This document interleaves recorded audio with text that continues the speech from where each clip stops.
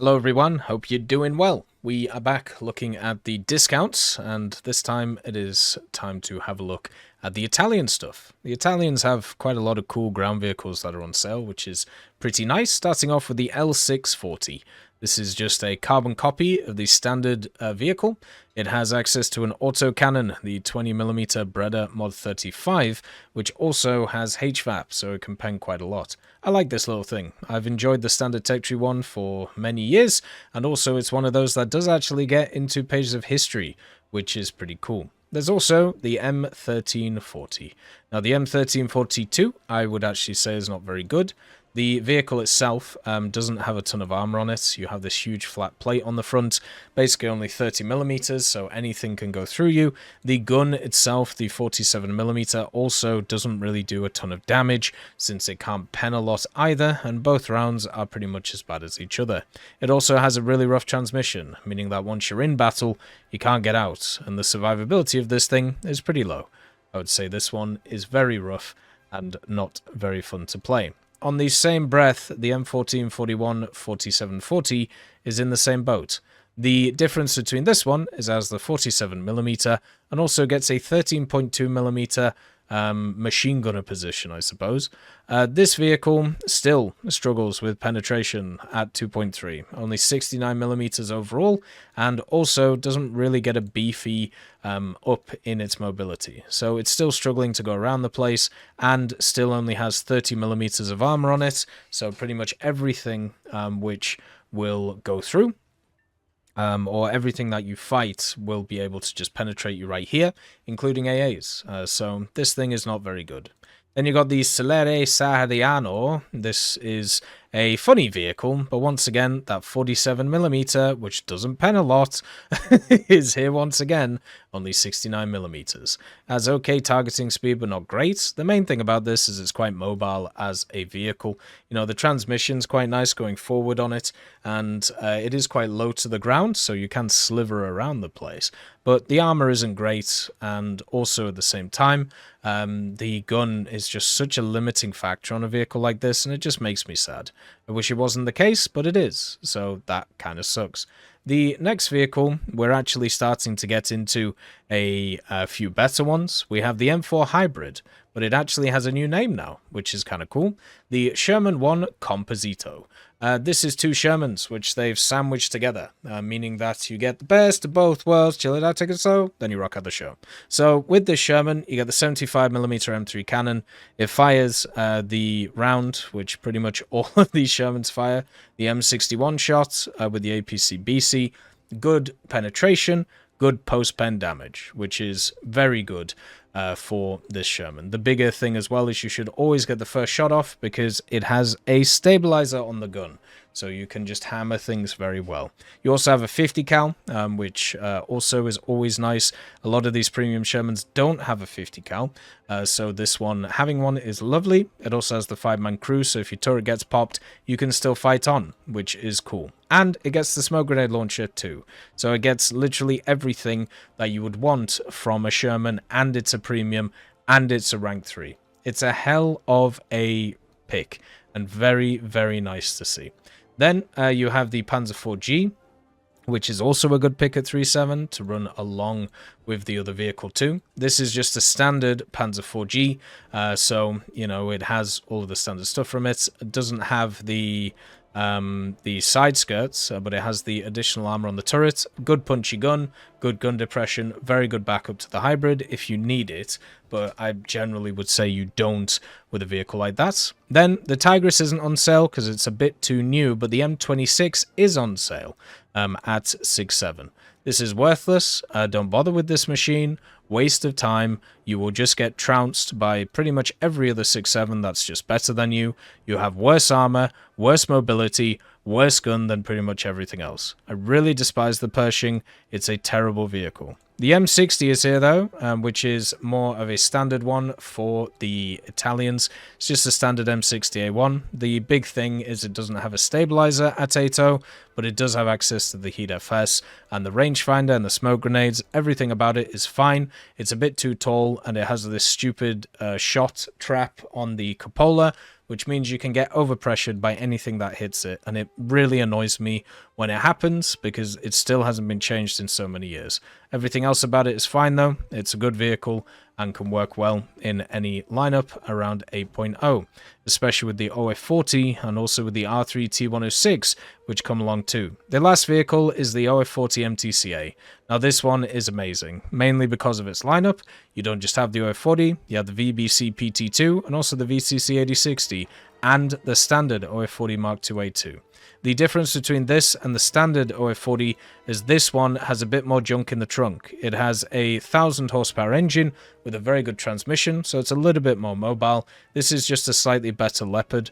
The only difference is it doesn't get as good of a round because it's better. It has the DM23 and also gets the laser and smoke, but no thermals. But I would highly recommend this vehicle if you're looking to grind out Italy. 9.0 and 9.3 are two BRs where Italy is very strong and incredibly fun to play. For helicopters, there are two helicopters which are on sale, the T129 and also the Mi-24P. The T129 is a Turkish version of the A129 Mangusta. It has access to the UMTAS missiles and also the ATASs. It also gets the IRCM, which is nice, and the thermals. So you can see for miles with this thing, with a pretty decent optic. Not as good as other vehicles, but good enough. The interesting thing about this is the UMTAS. The UMTAS is a super slow missile, so it has a really long firing range, but it only goes at 180 meters per second, so pretty slow. The other one is this Sirit kind of missile, but it's actually more of a rocket. So it's a laser-guided rocket in a way. It has a very long firing range and a good maximum speed and pretty decent penetration. So this gives you options to actually run different stuff with it, which is kind of cool. And also 10.3 is a nice BR for the ground forces. You have the Ariete P, and also you have all of the light tanks that you can bring along, plus the Leopard 204, which is just a really nice setup for this vehicle. So this is in a really good place right now. The Mi-24P is in an okay place, not as good as the other one. This has access to the HIRSS and also the IRCM, which is quite nice, meaning that IR guided missiles struggle against it, but it only has the Sturm, so it has to get pretty close to be able to use them. So usually you can get bopped out of the air. It's much better to use the T129 at the 10.3 BR instead of this at the 9.7 BR, where it's not going to be as effective without thermals and also without a bunch of other stuff. At 9.7 as well, you're pretty much running it with the Sedan Mistral, the Centauro 105, which is an okay lineup with the VRCC if you have it, but 10.3 is better. For aviation, there's a bunch of damp squibs, and this starts with Marcolin CR42CN.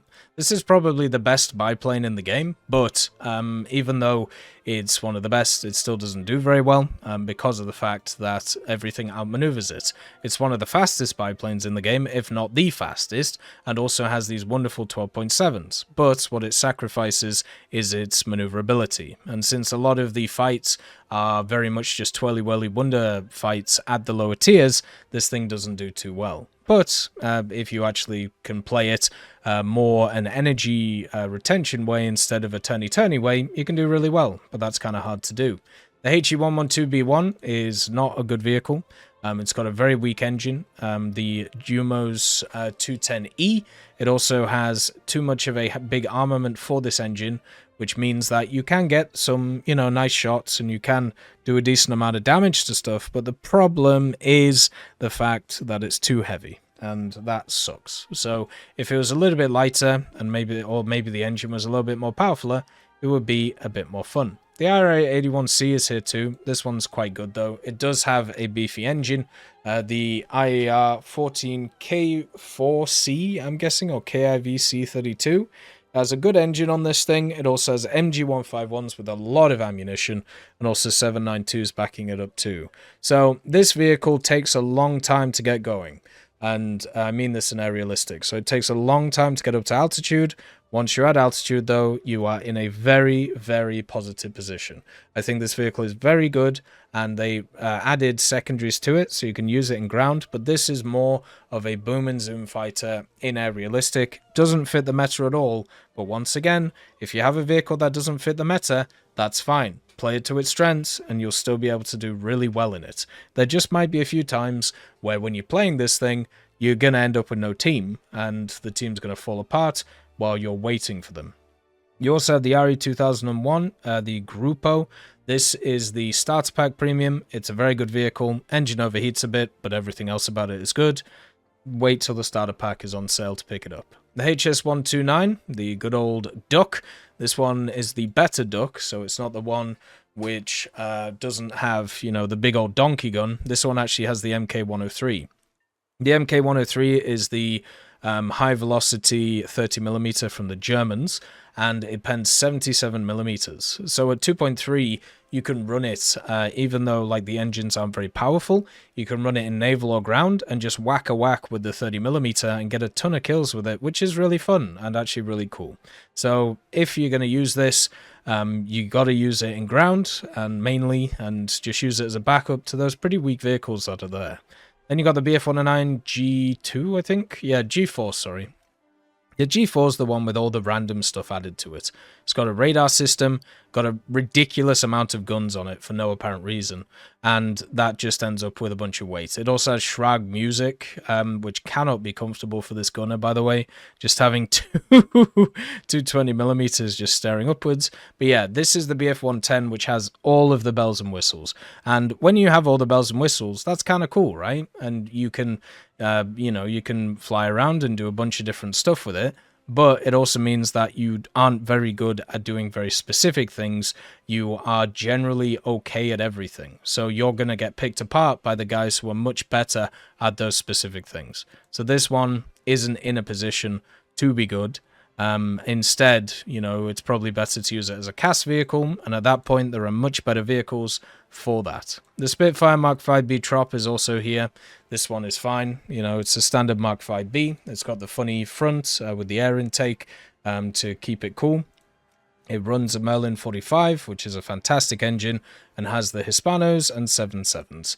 I feel like the Italian props are good enough, so you shouldn't have to buy something like this. You should just grind through the tech tree and just play it like that. The next vehicle is the G55S. This is completely broken as a vehicle. It's insanely powerful. If you can't do well in this, you need to rethink your life. It's insanely good. Amazing armament, 320mm. Then also the DB605A, incredibly powerful engine for the platform. This is like a Pyramirsky on steroids. It is very good. It also gets a torpedo for some reason, because why not? So you can use it in naval, but even just as a vehicle in air realistic, you will dominate in this vehicle. It is very powerful. There's not a lot of stuff that can touch it. The G2 is also here. It's a nice vehicle. It's a lovely vehicle. Completely worthless because the Italian aviation tree is way too good. And also the G55S exists. The G91R4 gives you a CAS option for the Italians because it gives you the Nords, which are still powerful to this day, but in air-to-air right now, it's in a very rough place since they moved down a bunch of the Sabres and the MiG-15s and completely forgot about Britain, Italy, and many other nations existing. So this is just food for 9.3s in air realistic. Don't bother with it. If you're going to use it in ground, then that can work, especially with the 9.0 lineup. It can work very well, but in aviation, it's not really going to do anything. And the last one's the Ariete. The Ariete is in a super weird spot, and I've seen a lot of people do well with it because of the fact that people try and turn fight it and don't know how to fight this thing. It has two engines, which make it go pretty quick. It also has two Hispanos, the 30mm with a very high velocity, and overall can work very well. But as I said, you cannot run by your own rhythm. You have to wait for other people to screw up, and then you capitalize on them. Ariete should never be able to do anything in the matchmaker, and the only reason they can is because a lot of people don't know how to fly their planes. For naval, we have a few options. Not many of them are very good. You start off with the MAS 569, which is a pitiful vehicle. It has access to one 20mm and one 6.5. The 20mm has horrific firing angles, and the 6.5 is also completely worthless since it's a 6.5. You get two torpedoes, which is nice, but it's a worthless vehicle, don't bother. Then you have next the Falaga, which recently just got changed in BR. This one has a single 100mm on the front, a dual Bofors on the back, which can actually be very powerful against coastal vehicles, and also two single 20mm, which are about, plus some torpedoes too. This vehicle I don't feel like is very good, but it got up BR'd, which is kind of surprising. Don't really know why. Maybe it has some weird survivability that I don't know about, since it has 112 crew, or maybe it's just because people were just doing well with it at the time. I don't really value this vehicle too much. I know a lot of people do. The Sparviero is okay. It's not as good as the other one that's in the Japanese tech tree. And also, at the same time, you have the 76mm Otto Melara compact automatic gun. This one has a pretty decent fire rate, but the main issue is the ready use ammo. You run out of this ammo very quickly, and then you run out of the other ammo very quickly too. So the engine itself means that you motor around the place. They fixed the actual maneuverability of this thing, so it doesn't run into things all the time. But yeah, it's not in the best position, and it's way worse than the PGO2 because of the armament, and that kind of sucks. The blue water side of things, there isn't really any great ones. You got the Aquilone, which just has two dual 120s and also some Vickers on it, the 40mm. This one is in a pretty bad place. I wouldn't honestly say it's worth picking up, because Italy destroyers, especially the early tiers, are terrible. And this one is no different. It has a really rough fire rate, and also the rounds themselves don't do a lot of damage, and it just kind of sucks. It does get mines, I suppose, if you want to use mines, but why would you want to use mines with an exposed ammo rack? The Genieri is better because it's not Italian, it's American. It has the 4 single-mounted 5-inch cannons, 2 on the back, 2 on the front, and then also 3 dual-mounted 76mm, which is a very powerful secondary setup for a destroyer at 4.3. These 76mm have access to HEVT, so they can go after planes. It's a very good second spawn vehicle because of that. And also the 5-inch guns, they have all the standard shells that American machines have.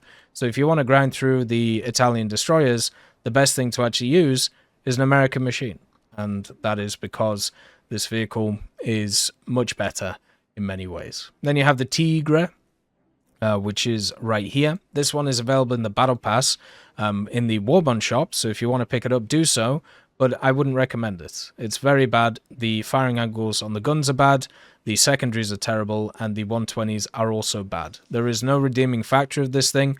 Put it like this. They tried to sell this thing in the dev blog, or not this one, but the one in the tech tree. The way that they tried to sell it was that it was fast, and that was really good. Guess what? It's about maybe 2 to 5 kilometers faster than some other destroyers, and everything else about it is literal trash. Then we have the Genieri, which is here too. This one is more of a standard kind of machine for the Italians, but it still only has the 5 120s. These 120s are bad once again. They just have the lowest fire rate and worst damage output. The torpedoes also are pretty bad. Nothing is going well with these types of vehicles. It's not worth it. Not worth it at all. Just play the Genieri. The Polar is also on sale. Now it gets actually a little bit better with the 4 dual-mounted 203s and also 6 dual-mounted 100s and a bunch of 37s and a little bit of armor too, which is quite nice since many of these Italian vehicles don't have any armor. So this one is probably in a better position than most of the other vehicles that are around. But as I said, just buy the Genieri and then play the 5.0s, the Bartolomeo Corleone, and also the Raimondo Montecuccoli, and also the Trento and the Bolzano, and you'll have a much better time doing these instead of any of these vehicles here. The Da Vinci isn't on sale because it's too new. Maybe in the future, it'll be worth it. As always, I hope you have a wonderful day, and I'll see you next time. I'd just like to thank Tullio Pontecorvo, Brendan Quinn, Carrion Crow, Gus Irenicus, Pieman, Wartinder, Teddy, Daniel Stanton, Martinez, B. Young, Alan Hacker, Ozzy Panzer, Liam Shear, Opium Prime, Lafouche, Cam Arslan, Uncle Bean, and Derek R. for supporting the channel.